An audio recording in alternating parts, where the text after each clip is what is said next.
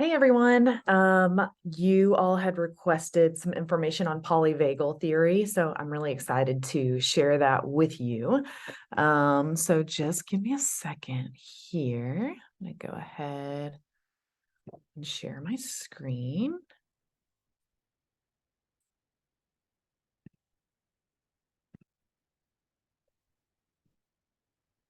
Okay.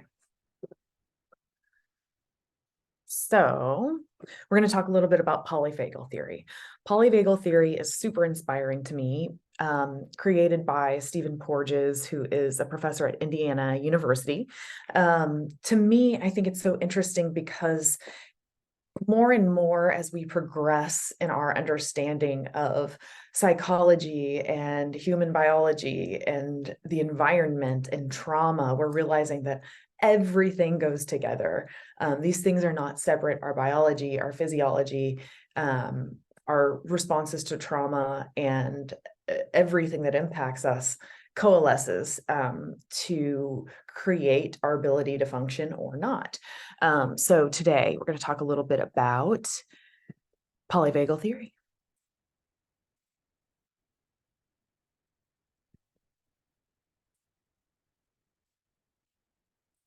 All right.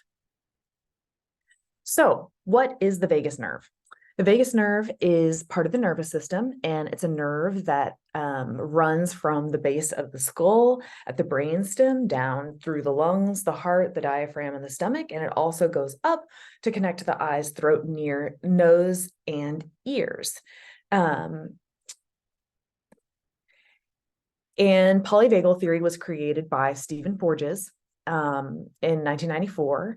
And his theory is that the vagus nerve, which has two branches, communicates with the autonomic nervous system. And the autonomic nervous system has three branches: the sympathetic nervous system, the parasympathetic, and the enteric, which the sympathetic is connected to fight, flight, freeze, fawn, all of those sort of base traumatic responses that people engage in when there is a lion chasing them or a traumatic predator in their vicinity. The parasympathetic is the rest and restore part of the nervous system that allows us to relax, to wind down, and heal. And then we have the enteric, which is the digestion and elimination part of our sympathetic, or part of our autonomic nervous system. So the vagus nerve is the messenger between the brain, the body, and the environment, and it can detect environmental cues. So the vagus works in conjunction with the autonomic nervous system to trigger fight or flight. And so with someone with a traumatic history, they might detect a threat where there is not one. The vagus nerve, it may be extra sensitive. They may be experiencing toxic stress that really impacts their ability to effectively detect risk. And it greatly impacts their life. So you can imagine if every time someone had a panic attack, every single time they saw a man in a red shirt, for instance, if their attacker happened to be a man in a red shirt, that could be very problematic if they're out in a crowd, if they're at work.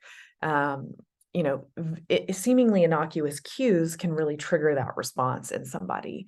And it can cascade into a whole host of hormonal imbalances, stress responses that then lead to physical health problems as well.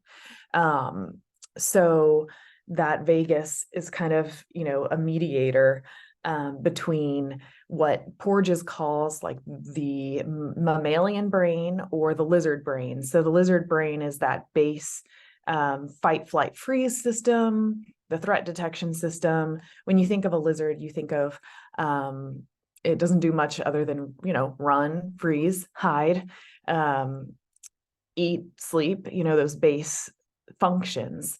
But the mammalian system that he describes is connected, friendly, playful, and sort of like a higher level part of the nervous system. So when we're able to access our more mammalian brain, we're more creative, we're flowing, we are laughing, we're happier, but we're also probably functioning on a much deeper cognitive level, and certainly a better physical level, because this impacts digestion and hormonal regulation, etc. So will we go into fight, flight, freeze, or protect, or will we relax and connect? We work best when we can switch easily between these at appropriate times. So obviously we want to be able to do that if we're driving on the road and we need to step on the brake quickly. We need to act quickly. But we don't want to do that when we are in a situation that requires us to communicate and connect and relax. And this is not just a function of, wanting to be more social. It could be a part of our job. So it is imperative that we're able to switch back and forth. Porges describes 3 different states that can be triggered by the vagus that occurs in the nervous system, the autonomic nervous system. The dorsal vagal state, which is an emergency state. It's a physical shutdown with decreased arousal. The sympathetic state, which is high alert. It's high energy, anxiety, motivation, cortisol, etc. And then there's the ventral vagal, which is relaxed, decreased defenses, and highly social. Here is a little figure here that really breaks it down in a great way. So if we're in the dorsal vagal state, which is that emergency state, the body is almost completely shut down. This looks like depression, hopelessness, not getting out of bed, trapped, helpless, dissociating, numb. And it increases fuel storage and insulin activity, endorphins that help numb and raise the pain threshold, and decreases heart rate, blood pressure, temperature, muscle tone, etc. So this is like a catatonic state, or just low energy, deeply depressed. That's the freeze dorsal vagal state. Not a very functional state. That's more of the I can't mentality. Then we have the sympathetic state, which is I can, highly motivated. That's the fight or flight. So you're getting out of the situation, or you're raging. So this increases blood pressure, heart rate, fuel availability, adrenaline, cortisol, oxygen regulation, etc., and decreases fuel storage, digestion, salivation, relational ability, and immune response. So this is how people get sick. They might be in that fight or flight state for too long. In a high stress society, this is all too common. When you are running out the door, you're grabbing something for breakfast, you're trying to think through your presentation for the day, you are dealing with a variety of challenges and concerns that may be thrown your way, and any number of stressors. So this is your high stress, cortisol, stress mode all the way. And then we have the ventral vagal state, which is high social engagement. That's the relaxed state, curious, open, compassionate, mindful, present, and grounded. And this state increases digestion, intestinal motility, resistance to infection, immune response, rest and recuperation, and oxytocin. So the feel-good hormone, that cuddle hormone. And it decreases defensive responses. So obviously we want to stay in the social engagement ventral vagal state as much as we possibly can, or we want to get back there as soon as we can.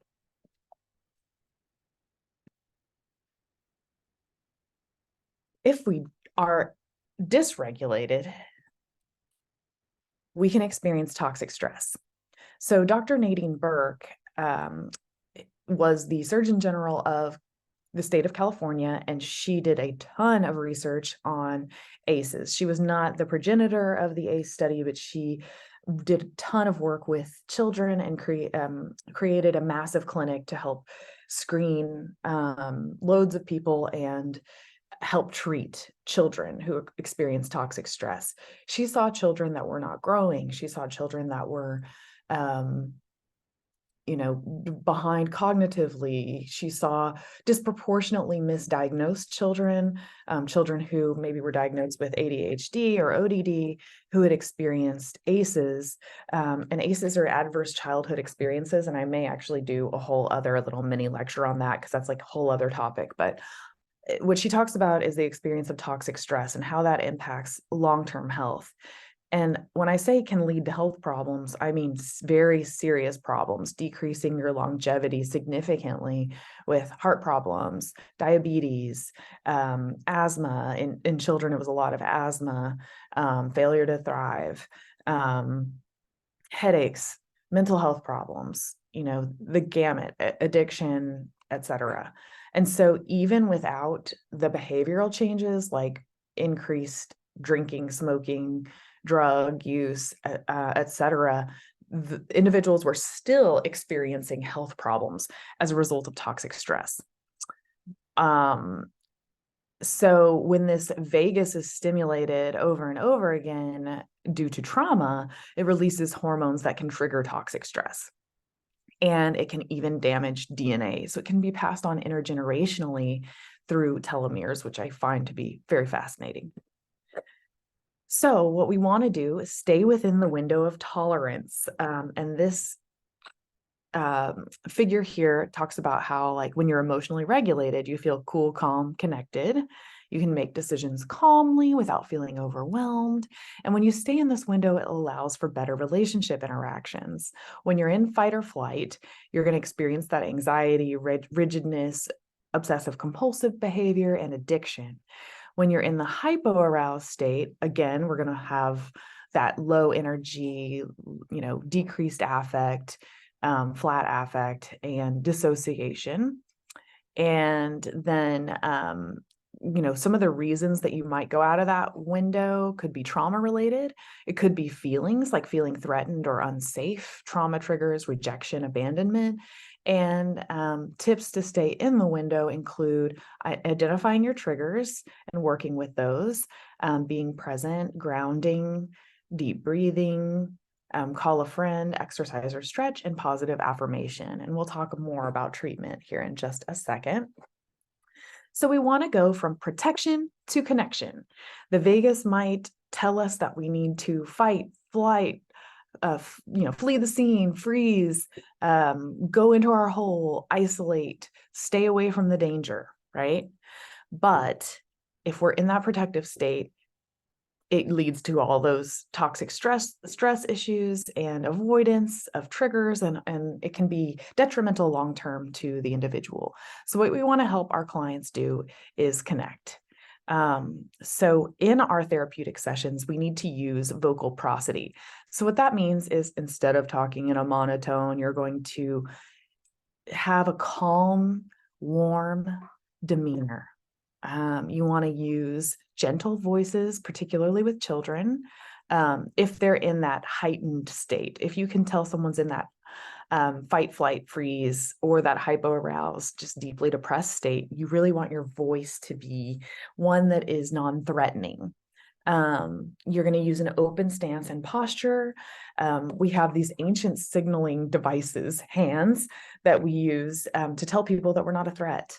We can read body language really quickly, and the vagus nerve is very good at that. That's exactly what the vagus does. Sometimes it misreads a threat when there isn't one, but we can do our part to get on a child's level, to not stand too close to that child or person who's traumatized, and to make sure that we have warmth and just an open kind of posturing and stance, and a soft vocal tone, gentle vocal tone, or a warm, energetic tone, possibly with someone who may be experiencing those hypoarousal symptoms. But we want to, kind of find balance, not go over the top if they're really down, but we might bring the energy up a little bit or down based on what the client's presenting. And we want to create trust and relationship, because if we can create trust in the therapeutic bond, then that might be the start of the way out of the hole for an individual who's really struggling.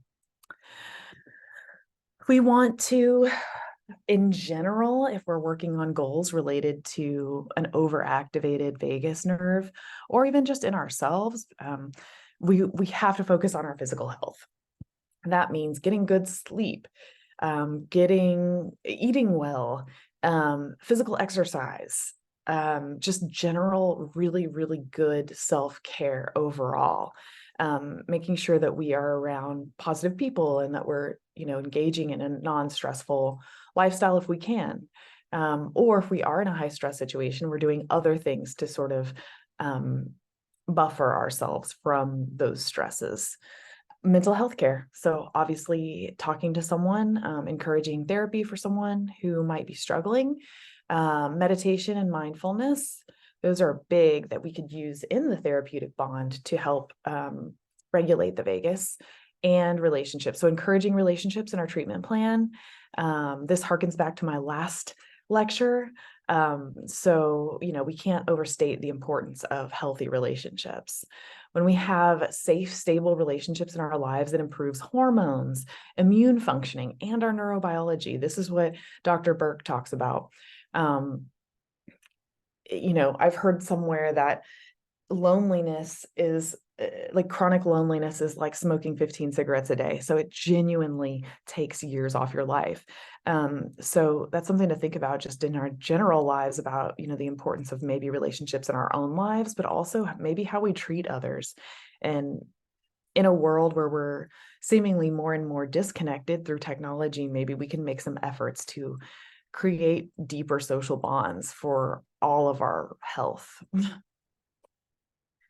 So some hyper and hypoarousal ideas and techniques. So remember, hyperarousal is that high energy, cortisol induced, adrenaline pumping, high energy state. And then the hypoarousal is that lower depressive, low energy, tired state. So we can engage for hyperarousal. We can engage in breathing exercises, like maybe lower energy to kind of try to bring the energy down. Exercise is a good one, kind of for both. Hot tea, it has a calming effect, and it just stimulates the senses and kind of brings some mindfulness into a therapeutic moment. Hugs, if that's appropriate. Physical touch can be really helpful to kind of calm someone. And tactile calming strategies. So, we've got our fidget spinners and our Play-Doh and the things that kiddos and people, adults as well, can hold, touch, just to kind of help regulate and maybe even stim a little bit to bring that energy into focus and kind of have a place for it to go. And we also, so for the hypoarousal, that low energy depressive state that looks, just so hard and sad for the individual, we can help them through breathing exercises like a pranayama breathing, which is a higher energy breathing, like that's a more that can bring some energy to the diaphragm, which actually stimulates the vagus nerve. Ice water, we can, wakes us up, also stimulates the vagus. A cold shower. For children, routines can be really helpful, probably for both hyper and hypoarousal. And increased relational check-ins. So making that more focused on the treatment plan. What is your social support system? And, really building that in. And other ideas to stimulate the vagus could include laughter, massage therapy, gargling, because that actually stimulates the vagus nerve in the throat, singing, sound therapy, relationships and support, and eating fiber, because the vagus also is connected to our digestive system, as we mentioned. So that, just kind of goes back into like gut health, eating the right things. Fiber can help keep the digestive system moving, which can increase the health of your nervous system. So those are all things to consider as we incorporate the possibility of polyvagal theory into our work with clients. This was just a really brief introduction. I find it to be fascinating stuff, and I hope you enjoyed it and that you have a great day, and take care of yourself and think about some ways you might be able to implement some of these techniques into your sessions with your clients. The other thing I want to mention is just noticing how this is some sort of similar to what I had talked about in the previous mini lecture about, you know, about movement, relationships, support, psychopharmacology. These things overlap in so many different ways. So it's just something to think about as we're trying to conceptualize our clients in a holistic way. All right, I hope you're doing well today and have a good one.